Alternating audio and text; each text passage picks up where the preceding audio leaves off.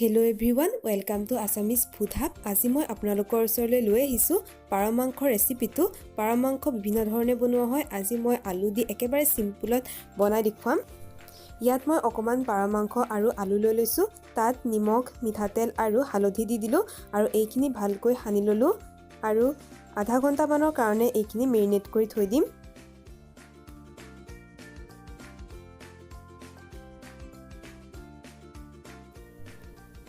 আনফালে মই লৈ লৈছোঁ দুটা মিডিয়াম সাইজৰ পিঁয়াজ, কেইফুটামান নহৰু, কেঁচা জলকীয়া, ইলাইচি, লং, দালচিনি আৰু দুটামান জালুক।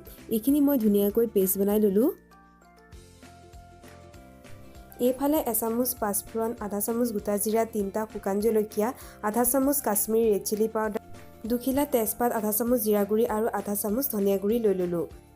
এইফালে কেৰাহী এটা পাতি তেল অকণ গৰম হোৱাৰ পিছত ইয়াত মই পাঁচফোৰণখিনি দি দিছোঁ আৰু পাঁচফোৰণখিনি দিওঁতে মই হাতেৰে অকণমান মোহাৰি দিছোঁ, তেতিয়া গোন্ধখিনি ভালকৈ ওলায়। তাৰপিছত তাত শুকান জলকীয়া, গোটা জিৰা আৰু তেজপাতখিলা দি পেলাই ভালকৈ এবাৰ লৰাই লৈছোঁ আৰু এইখিনি অকণমান ফুটালৈকে আমি ভাজি থাকিব লাগিব। তাৰপিছত ইয়াত মই অথনি বনাই লোৱা পিঁয়াজ, কেঁচা জলকীয়া, আদা নহৰু, জালুকৰ পেষ্টটো দি দিলোঁ।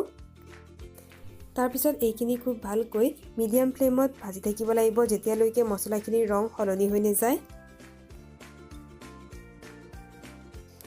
তাৰপিছত ইয়াত মই একেবাৰে অকণমান চেনি দি দিছোঁ। চেনি দিলে মাংসৰ ৰং ভাল হয়, সেয়েহে অকণমান চেনি দি দিছোঁ আৰু ভালকৈ এবাৰ লৰাই ল'লোঁ। এতিয়া মাংস আৰু আলুখিনি দি দিম। মাংস আৰু আলুখিনি দিয়াৰ পিছত আকৌ ভালকৈ লৰাই ল'ব।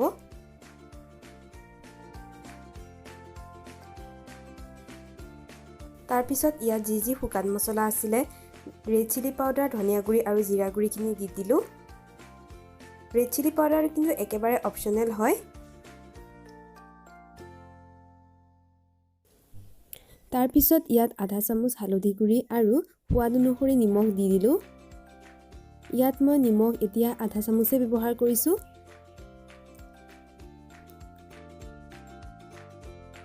তাৰপিছত এইখিনি আকৌ ভালদৰে এবাৰ ভাজি ল'ব। ফ্লেমটো কিন্তু আপোনালোকে ইয়াত মিডিয়ামতে ৰাখিব, নহ'লে ধৰি যাব। তাৰপিছত এইখিনি ঢাকন মাৰি 2 মিনিটমান ভালদৰে মিডিয়াম ফ্লেমতে সিজিবলৈ দিম। এয়া 2 মিনিটৰ পিছত মাংসখিনিৰ পৰা অকণমান তেল ওলোৱা আৰম্ভ কৰিছে। তাৰপিছত এইখিনি আকৌ এবাৰ ভালকৈ লৰাই ল'লোঁ। পাৰ মাংস যিমান ভাজিব সিমান খাবলৈ সোৱাদৰ হ'ব।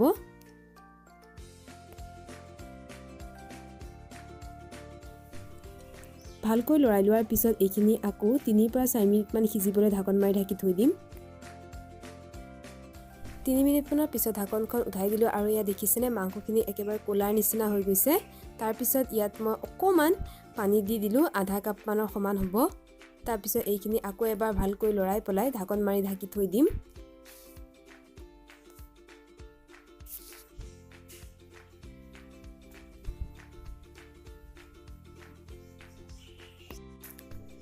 অকণমান সময় ভাজি লোৱাৰ পিছত এয়া দেখিছেনে মাংসখিনিৰ পৰা পানী একেবাৰে শুকাই গ'ল। তাৰপিছত ইয়াত মই আৰু অকণমান পানী যোগ কৰি দিছোঁ। ইয়াত মই মাংসখিনি অকণমান পানী দি সিজাই আছোঁ, একেবাৰতে গোটেইখিনি পানী দি দিয়া নাই। এইখিনি অকণমান সময় সিজাই হোৱাৰ পিছত ইয়াত মই গৰম পানী দি দিলোঁ। ইয়াত আপোনালোকে নিজৰ পৰিমাণ অনুসৰি পানী কম বেছি কৰিব পাৰে। সাধাৰণতে পাৰ মাংসৰ জোল হ'লেহে ভাল লাগে নহয় জানো। আপোনালোকে এতিয়া ইচ্ছা কৰিলে কেঁচা জলকীয়াও ফালি দিব পাৰে, কিন্তু মই আগতে দিয়া হৈছিল বাবে আৰু দিয়া নাই। তাৰপিছত ইয়াত মই সোৱাদ অনুসৰি নিমখ দি দিলোঁ আৰু এইখিনি ভালকৈ লৰাই পেলাই 3 পৰা 4 মিনিটমান উতলিবলৈ ঢাকন মাৰি ঢাকি থৈ দিম। এয়া 3 পৰা 4 মিনিট হোৱাৰ পিছত মাংসখিনি ধুনীয়াকৈ উতলি আহিছে আৰু আলুখিনিও ধুনীয়াকৈ সিজি গৈছে।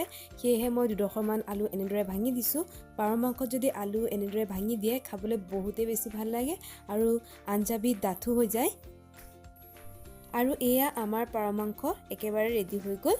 ভিডিঅ'টো শেষলৈকে চোৱাৰ বাবে বহুত ধন্যবাদ। ভিডিঅ'টো চাই যদি ভাল পালে প্লিজ ভিডিঅ'টো লাইক কৰিব, শ্বেয়াৰ কৰিব আৰু আমাৰ চেনেলটো নতুন হ'লে প্লিজ চেনেলটো ছাবস্ক্ৰাইব কৰি ল'ব। ধন্যবাদ।